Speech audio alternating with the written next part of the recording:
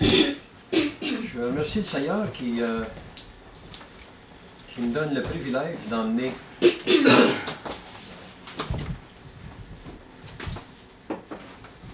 la parole ce matin. Et puis, quelle bénédiction. Ça fait qu'on va prier sur la parole ce matin. Seigneur, merci Seigneur mon Dieu de qu'est-ce qu'on va entendre ce matin, Seigneur. Merci Seigneur mon Dieu de mettre ça dans notre esprit, Seigneur, garder ça dans nos cœurs, Seigneur mon Dieu. Merci Seigneur mon Dieu que chaque jour, Seigneur mon Dieu, on ait l'occasion, Seigneur mon Dieu, de présenter ta parole aux gens qui nous entourent, Seigneur mon Dieu. Pas seulement en leur parlant, Seigneur mon Dieu, mais, Seigneur mon Dieu, par nos façons d'agir. Nos façons, Seigneur mon Dieu, de répondre à leurs questions, Seigneur. Nos façons, Seigneur mon Dieu, de dire non, Seigneur mon Dieu, à l'attaque de l'ennemi, même quand ils nous voient, ces gens-là, Seigneur mon Dieu. On te remercie pour ça, Seigneur. On te remercie grandement dans le puissant nom de Jésus. Amen. Amen. Un petit message ce matin, et puis j'ai intitulé ça le camouflage. Ça fait que, on va voir qu'est-ce que c'est le camouflage tantôt, mais avant, j'ai un petit verset. Le verset de 2 Timothée 1, 7. Je vais vous laisser regarder ça là.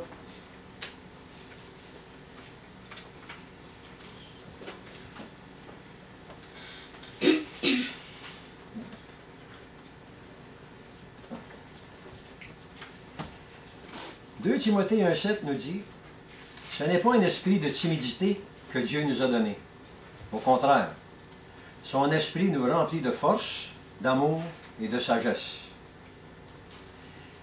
N'ayez donc point honte du témoignage à rendre à notre Seigneur, ni de moi son prisonnier. » C'est Paul qui écrit ça à Timothée.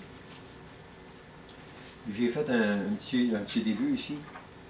Le camouflage, c'est un moyen de se cacher dans le monde animal, ainsi que dans le monde pervers dans lequel on vit. On fait semblant comme les autres, de cette manière, on ne se fait pas chaler. Il y en a plusieurs qui font ça. Est-ce une bonne façon de faire les choses? Nous savons, nous tous les croyants, que c'est certainement pas ce que Dieu espère en nous. Matthieu 5, 13 à 16.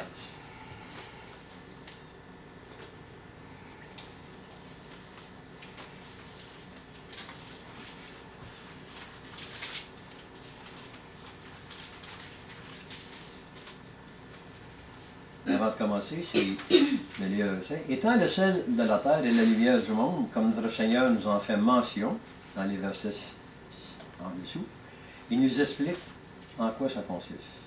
Vous êtes le sel de la terre, mais si le sel perd sa saveur, avec quoi la lui rendra-t-on? Il ne sert plus qu'à être jeté dehors et foulé aux pieds par les hommes. » Verset 14. « Vous êtes la lumière du monde.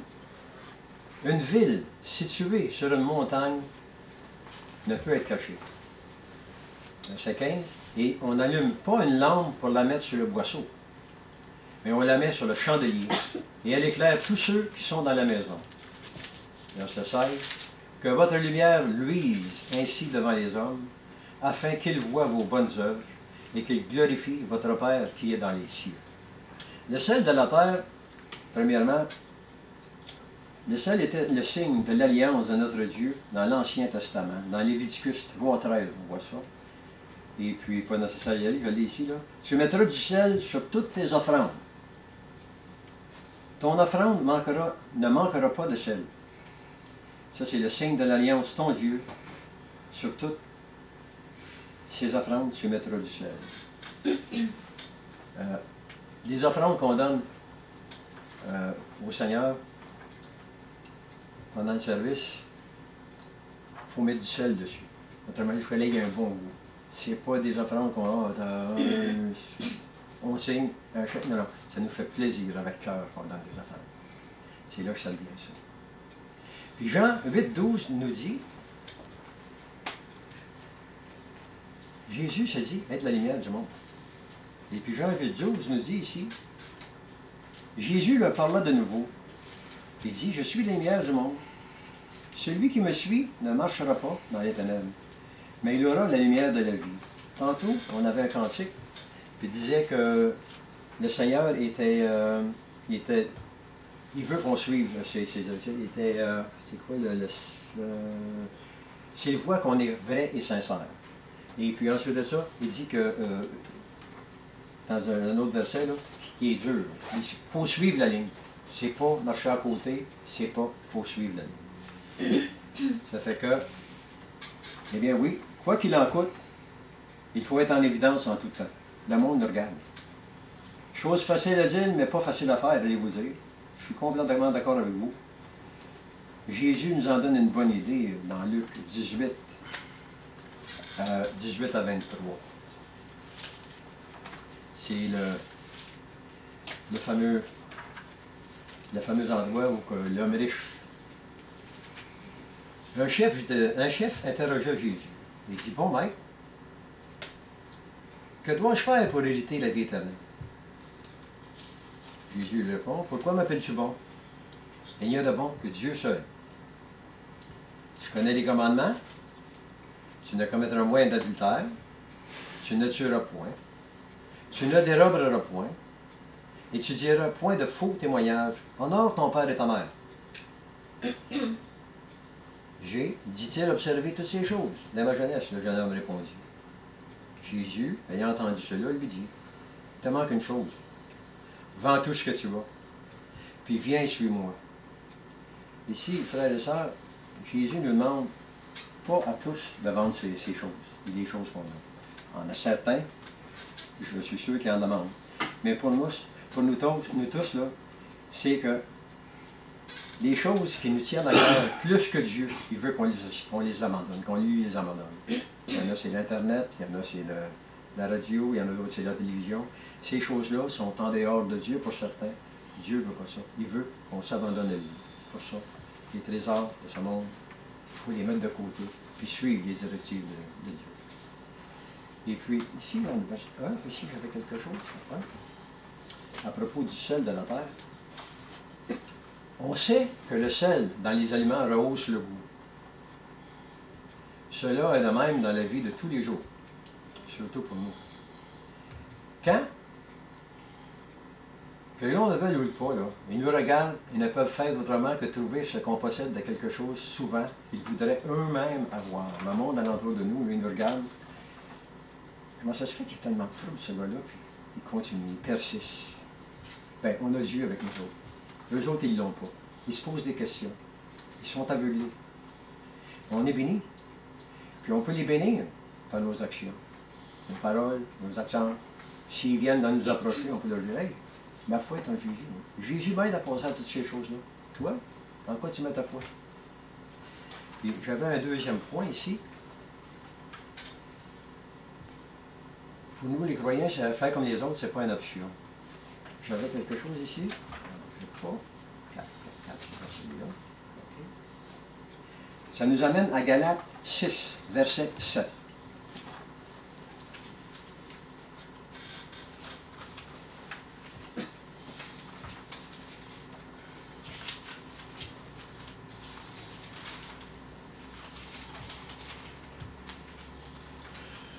Ne vous y trompez pas, on ne se moque pas de Dieu.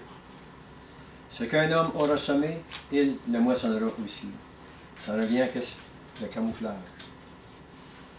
On ne se moque pas de Dieu. Parce que quand on fait des choses comme ça, on se moque de Dieu. Qu'on le veuille, que c'est peut-être pas volontaire, mais on le fait quand même. On est des croyants, mais on met ça de côté pour suivre le monde. C'est pas ça Dieu. Il veut qu'on soit consistant, comme je l'ai mentionné tantôt. Et puis ici, que votre lumière luise devant les hommes avant qu'ils voient vos bonnes œuvres et glorifient votre Père qui est dans les cieux. On nous regarde du coin de l'œil. Il nous voit tomber. En bon terme canadien, québécois, il nous voit planter de toutes les manières possibles et impossibles. Hein? Mais la grâce de Dieu est avec nous, comme je l'ai mentionné tantôt. On ne se décourage pas, pour autant. On se relève, on surmonte les pires obstacles, et puis ils sont éboussoufflés de voir ces choses-là. C'est plus fort qu'eux autres. Ah, c'est fait qu'il fait ça. Ils restent avec ça. C'est un bon exemple qu'on a pour eux autres. C'est une bonne augure, c'est un bon sel qu'on a pour eux autres. On est le sel de la terre. Puis le restant de l'histoire, quand Jésus lui dit, il te manque encore une chose, vends tout ce que tu as, et puis distribue aux pauvres, et tu auras un trésor dans les cieux. Puis viens, suis-moi. Le jeune homme devint tout triste, parce qu'il y avait beaucoup de choses qui mettaient en avant de Dieu. Nous savons le reste de cette partie de l'Évangile. Le jeune homme ayant beaucoup de choses dans ce monde, il ne voyait pas comment il pouvait faire ce que le Seigneur lui demandait, s'il voulait avoir la vie éternelle.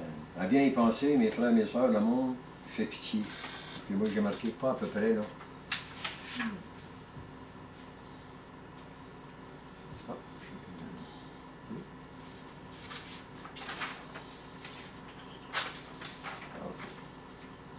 Les gens de ce monde jettent au loin la possibilité de la vie éternelle juste pour une chose, pour avoir un bon temps dans leur vie.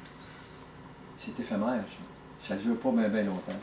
Que ce soit le sexe, l'alcool, la drogue, ça ne dure pas longtemps. Parce qu'à un moment donné, ils vont gâcher les appareils.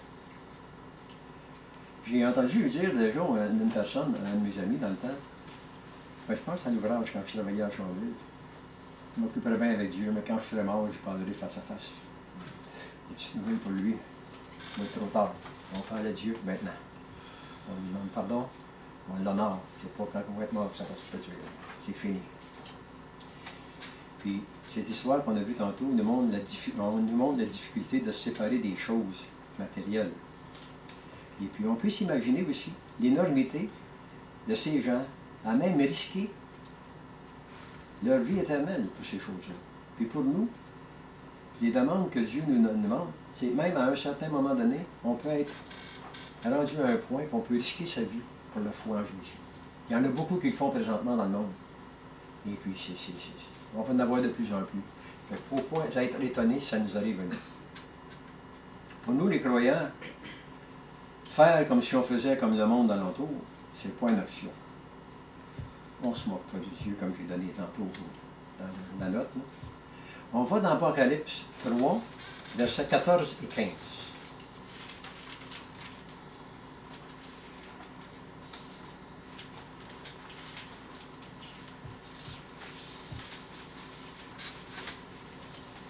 Jean écrit à l'ange de l'Église de Laodicée, voici ce que dit l'Amen, le témoin fidèle, le véritable, le principal de la création de Dieu. Je connais tes œuvres. Je sais que tu n'es froid ni bouillant. Puisses-tu être froid ou bouillant? Ainsi, parce que tu es tiède et que tu n'es ni froid ni bouillant, je te vomir de ma bouche. On a une ligne à suivre. On la suit ou on ne la suit pas. On ne marche pas entre les deux. C'est pas ça Dieu. On la suit. On sait les commandements, on suit les commandements. Aimer ton prochain comme toi-même, et suivre les commandements. On ne peut pas marcher entre les deux. C'est impossible. Frères et sœurs, avec tout ce qui se passe dans le monde actuel, les loteries, les casinos, les drogues, les alcools, l'homosexualité, l'euthanasie, les avortements, puis tous les autres que j'oublie, là, bien, avec tout ça, il est difficile pour certains et certains d'entre nous d'essayer de ne pas faire comme nos ennemis font. La tentation est grande. Mais il faut résister. On a une grande âme pour résister à ces tentations-là. Ça s'appelle la prière. À tout bout de champ. N'importe quel. Dans n'importe quelle heure. Dans n'importe quel temps. Vous allez dire que nous ne sommes pas leurs ennemis, parce qu'ils nous voient comme des ennemis. C'est la vérité, on n'est pas leurs ennemis. Mais pour eux, on est des ennemis parce qu'on ne fait pas comme eux autres. Ah, ils vont nous mettre de côté, là, ils vont rien, c'est un chrétien. On n'en fera pas cas. Mais ils sont sous l'emprise du péché. Et puis nous autres, on prie pour eux. Ils nous accusent de toutes sortes de noms qui viennent de leur tête, puis des préfixes anti, si ou phobie. Fait qu'on voit ça dans des mots, là, asmophobie, puis anti d'autres choses. Là. Fait ils vont mettre toutes sortes d'adjectifs comme ça, Seigneur, puis des mots avant des autres mots pour essayer de nous abaisser, essayer de nous faire honte. Mais il ne faut pas avoir honte, il faut avoir peur, il faut être solide. Il ne faut pas être surpris Il ne faut pas s'en faire avec ça, avec toutes ces choses-là. La parole est bien claire là-dessus, et aussi prophétique. Les gens d'aujourd'hui cherchent des moyens de commettre le péché. On voit ça tout partout. Ils inventent même des idées et des moyens contraires à la moralité. En plus, ils donnent leur appui à ces choses-là. On voit ça. Qu'est-ce qui se passe? Il y a beaucoup de dirigeants qui sont là-dedans. On invente même des termes qu'ils trouvent appropriés à leur déviance. Là-dessus, on va aller. Les termes, ici, on va le voir tantôt. On a l'euthanasie, un meurtre assisté, un suicide assisté. On a des transgenres, des personnes, on va voir ça tantôt. Puis on a différentes choses comme ça. Ça fait que, mais présentement, là, on va aller à Romains 1, 18, 24.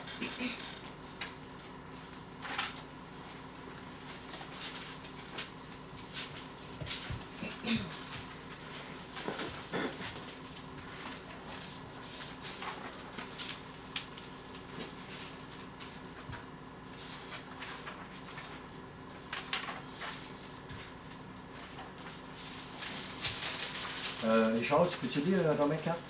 Hein? De Romains 1, 18, 24? 18, 24. Oui, parce que je le lis. La colère de Dieu se révèle du ciel contre toute impiété et toute injustice des hommes qui retiennent justement la vérité captive. Car ce qu'on peut connaître de Dieu est manifeste pour eux. Dieu le leur ayant fait connaître, en effet, les perfections invisibles de Dieu, sa puissance éternelle, sa divinité se voit comme à l'œil. Depuis la création du monde, quand on les considère dans ses ouvrages, ils sont inexcusables. Puisqu'ayant connu Dieu, ils ne l'ont point glorifié comme Dieu, ils ne lui ont point rendu grâce, mais ils sont égarés dans leurs pensées et leur cœur, sans intelligence, a été plongé dans les ténèbres.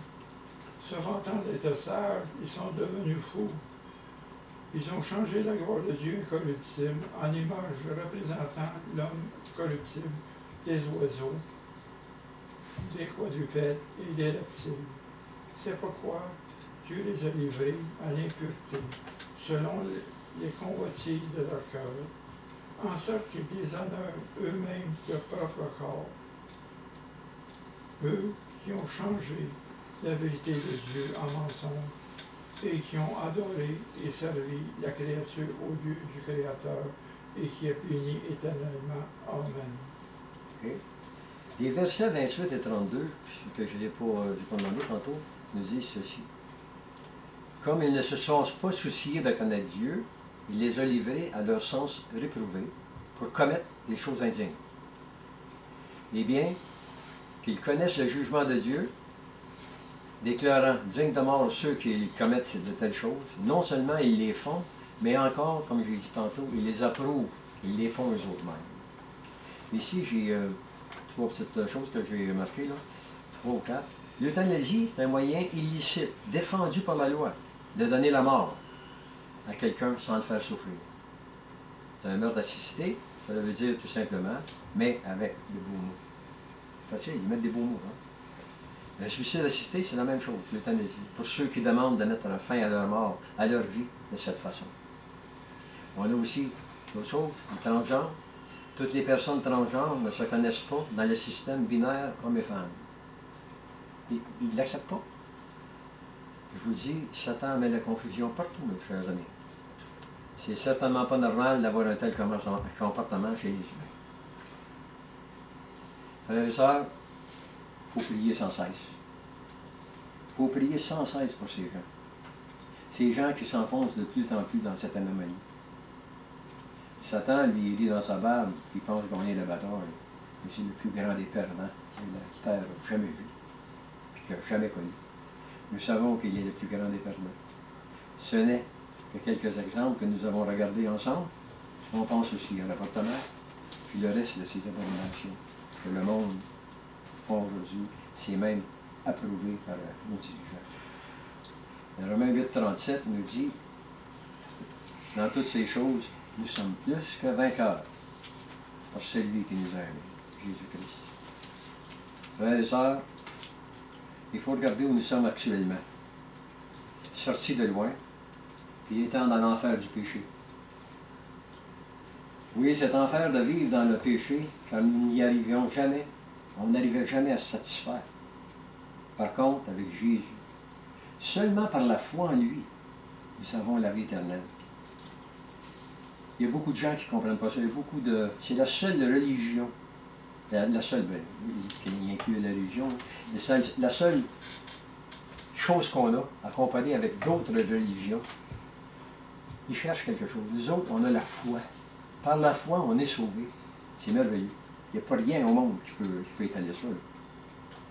L'Apocalypse 20:10 nous dit, et le diable qui les séduisait, séduisait, fut jeté dans l'étang de feu et de soufre, où sont la bête et le faux prophète. Ils seront tourmentés jour et nuit. Les frères et sœurs, on regarde où on est actuellement, et puis on est sorti de ça. Mais eux autres, il va y avoir un faux prophète à un moment donné qui va venir. Et puis il y a des faux prophètes qu'on a présentement. Il ne faut pas les suivre. Il faut avoir un discernement. Prions, prions, prions, pour la grâce de Dieu, avoir un discernement et sa sagesse. La sagesse pour nous donner. On a besoin de ça en tout temps. Il y a un autre terme ici, là, que j'ai, qui allait avec les autres termes, non-binaire. Donc, binarité. Ça, c'est un englobe toutes les personnes qui ne sont pas hommes, pas femmes. Ou à la fois hommes ou femmes, les deux. Ils ne se sentent pas bien dans leur corps. Il faut payer pour ces gens-là. À un moment donné, il faut qu'ils reviennent à la réalité. Là. Comme l'a dit notre pasteur Richard, nous vivons dans le monde de la fin. Pas la fin du monde, dans le monde de la fin. Que nous réserve l'avenir, frères et sœurs, sur cette terre, rien de trop prometteur. Mais la promesse qui nous a été faite nous montre le bonheur éternel auprès de notre Dieu pour l'éternité. Et oui, on est entouré de tout cela, mes frères et sœurs. Il faut être prudent, tenez ferme dans la foi. Ne cessez pas de prier pour votre protection. Priez aussi pour les gens qui s'enfouissent de plus en plus dans le péché, pour qu'il y en ait le plus possible qui soient sauvés. Il ne faut pas cesser de prier les uns pour les autres maintenant. On a beaucoup de maladies dans notre milieu. Bon. Et puis, on prend de l'âge, et puis il faut prier pour les uns pour les autres. S'aider les uns les autres. Pierre, il nous encourage, lui, dans 1 Pierre 1, versets 10 à 17.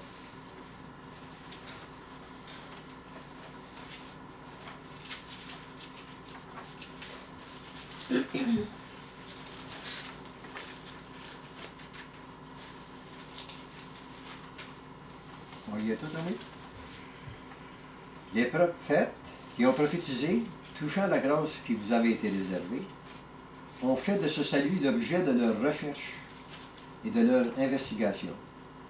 Ils voulaient sonder l'époque et les circonstances marquées par l'Esprit de Christ qui était en eux et qui attestait d'avance les souffrances de Christ et la gloire dont elles seraient suivies.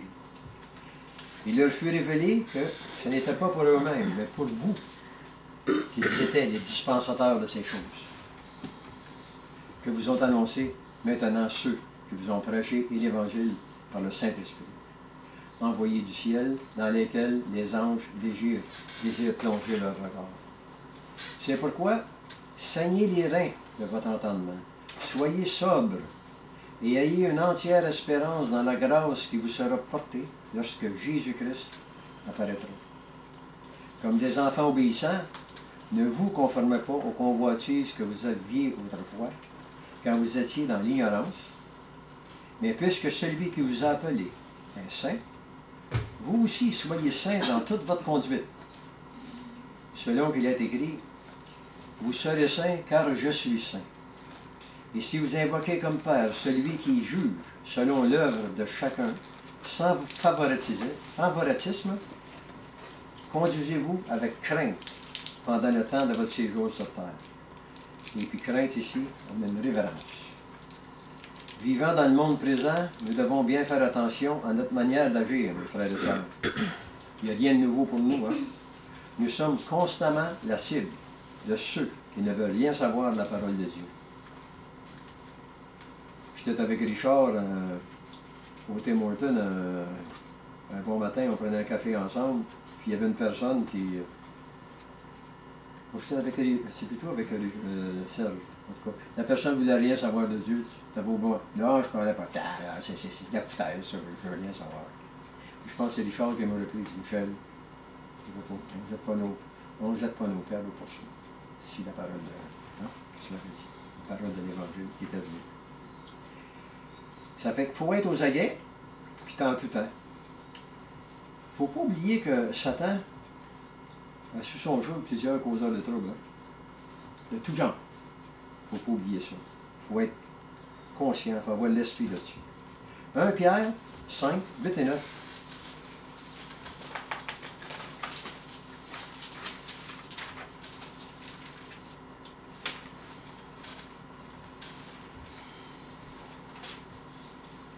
Soyez sobre. Votre adversaire, le diable, rôde comme un lion rugissant, cherchant qui il dévorera. Résistez-lui avec une ferme foi, sachant que même les souffrances sont imposées à vos frères et sœurs dans le monde actuel. Et puis j'ai une petite... on parle du lion, ici, puis on a Jésus, qui est le lion de Juda, c'est sur l'enseigne c'est sur le drapeau des Juifs. Et puis ici, l'image du lion, ici, qui rugit et dévore, exprime le danger de voir les chrétiens se désolidariser de leur communauté pour se laisser avaler par la société actuelle. Il faut faire attention, c'est ça qui explique. L'unité fait la force. Vous savez, l'unité fait la force. Vous prenez une corde, vous mettez 3 brins ensemble. Assez, c'est ça. C'est pas mal difficile que de casser juste un brin. Hein? Fait que l'unité fait la force. L'unité fait la force dans la prière. Soyons fermes. Non, je ne pas de prière. Hein? Ici, Satan, le diable, a beaucoup d'audace. Il nous accuse à tout bout de champ. Se dit souvent d'une situation non souhaitable ou non souhaitée. Nous avons Jésus qui se met en avant de nous et ne cesse d'intercéder pour nous. Son sang nous a lavé de tout péché, frères et sœurs. Le démon, là, il est en haut, puis hey, regarde le jardin, qu'est-ce qu'il a fait? Jésus est là, puis il se met par. Regarde le sang couler, là. Il est lavé. Il est lavé. Les gens nous disent souvent ça. Et puis c'est vrai. On est lavé. Fait que mes frères, nous sommes plus que vainqueurs en Christ. Mais cela ne veut pas dire que tout va être facile dans le monde. Surtout dans le monde présentement. Au contraire, Jésus nous avertit tous, dans Jean 16, 33, la deuxième portion. Vous aurez des tribulations dans le monde, mais prenez courage. J'ai vaincu le monde. Il ne faut pas jouer le jeu de l'ennemi, mes amis. On doit marcher et vivre dans la droiture et intègre en tout. Je vais vous dire une chose. Je vais vous conter une petite histoire. L'intégrité, je n'étais pas... quand je suis rentré à Chabridge, où je travaillais, je n'étais pas croyant. Comme ça, je suis devenu croyant. Et puis, à un moment donné, j'ai fait j'ai pas rien fait de mal. J'ai juste pris une feuille, j'ai fait ça à un client, une cliente. C'était pas bien vu. Et puis là, j'ai amené ça en toute intégrité à mon boss. Il dit, Michel, as-tu réalisé qu'est-ce que tu as fait? Ben oui, j'ai dit, je suis choqué, là. Je n'ai pas fait mal, là, mais il fallait. Tout le monde alentour qui m'ont vu faire ça pour me défendre. Oh, on s'est tourné la tête. Ils se sont tournés la tête, puis ils n'ont pas rien vu, là. Ben moi, je suis allé. L'intégrité, là. Je pensais faire ma job. Mais le boss, il m'a remercié. Michel. S'il serait tout comme toi, il n'aurait pas de trouble, parce qu'il y a beaucoup, beaucoup d'abus qui se passent dans ces places-là. Et puis, faut le voir. Ça fait que l'intégrité dans ce monde peut causer des problèmes. Comme je vous ai dit tantôt, là, j'aurais pu perdre ma job. Mais tout est possible avec Dieu. On sait que le Dieu qu'on a, c'est le Dieu des impossibilités. Nous sommes ses enfants. Donc, allons de l'avant avec confiance et courage. Ma belle-mère me disait ça. Dieu n'aime pas les lâches. Puis si on va dans Josué, là, 1, 5 à 9, là, ça nous le dit bien. Hein? Nul ne tiendra devant toi, qu'il dit à Josué. Tant que tu vivras, je serai avec toi comme j'ai été avec Moïse, et je ne te délaisserai point, je ne t'abandonnerai point. Fortifie-toi et prends courage. Il n'a pas dit d'être lâche. Fortifie-toi et prends courage. Car c'est toi qui mettras le peuple en possession du pays que j'ai juré à leur père de donner. Il recommence encore. Fortifie-toi seulement et aie du courage, en agissant finalement selon toute la loi de Moïse, mon serviteur, t'a prescrite, et n'en t'en détourne point, ni à droite ni à gauche, afin de réussir dans tout ce que tu entreprendras. Que ce livre de la loi ne s'éloigne point de ta bouche, médite-le jour et nuit, pour agir fidèlement selon tout ce qui est écrit. Car c'est alors que tu auras du succès dans tes entreprises. C'est alors que tu auras du succès dans tes entreprises. N'oubliez pas ça. C'est alors que tu y réussiras. Ne n'ai-je pas donné cet ordre? Encore une troisième fois. Fortifie-toi puis prends courage. Ne t'effraie point. Ne t'épouvante point. Car l'Éternel, ton Dieu, est avec toi dans tout ce que tu entreprendras. Marquez ici que Dieu, par 3 fois, lui dit de se confier, de se fortifier, de se prendre courage. Dieu, il sait fort bien que nous sommes attaqués, puis souvent. Et aussi, le diable, il ne cessera jamais de le faire. Il va nous tenter jusqu'à la fin de notre vie. Il va tenter de nous décourager, de nous faire douter tout au long de notre parcours. Mais c'est pas grave. 2 Timothée 1,7 nous dit, ce n'est pas un esprit de timidité que Dieu nous a donné. Au contraire, son esprit nous remplit de force, d'amour et de sagesse. Frères et sœurs, la prière, c'est un antidote à bien des maux. Puis vous devez me croire là-dessus. Après avoir prié, tout le monde, est-ce que nous ne sommes pas remontés? Est-ce que nous sommes moins stressés? Après une prière, on est tout le temps moins stressé. On met tout à Dieu. On s'est abandonné totalement. On a une relâche en dedans de nous autres. C'est Dieu qui prend tout dans nos mains. C'est merveilleux. Ça fait que quand tout le monde semble nous étouffer de quelque manière ou autre, il faut s'arrêter, faire le plein de sa grâce. Le seul moyen est de prier, prier, prier sans relâche. On ne peut jamais assez prier. Vous levez une prière, avant une balade en auto, une prière, avant un meeting avec un frère, avec une prière, avec un ami, ou un frère, un seigneur, encore une autre prière nous réconforte. En tout temps, une prière. Avant les repas, une prière. Dieu, je te remercie pour ce que je vais manger là. Je remercie notre Seigneur. Et Dieu, c'est un Dieu d'abondance que nous avons. Puis nous demandons sa bénédiction, sa protection. Jésus était un homme de prière, lui-même. En étant ses disciples, faisons à son exemple. Le monde prend du Red Bull. Nous savons tous que le Red Bull, il mélange un petit peu d'alcool, ça donne du courage, là.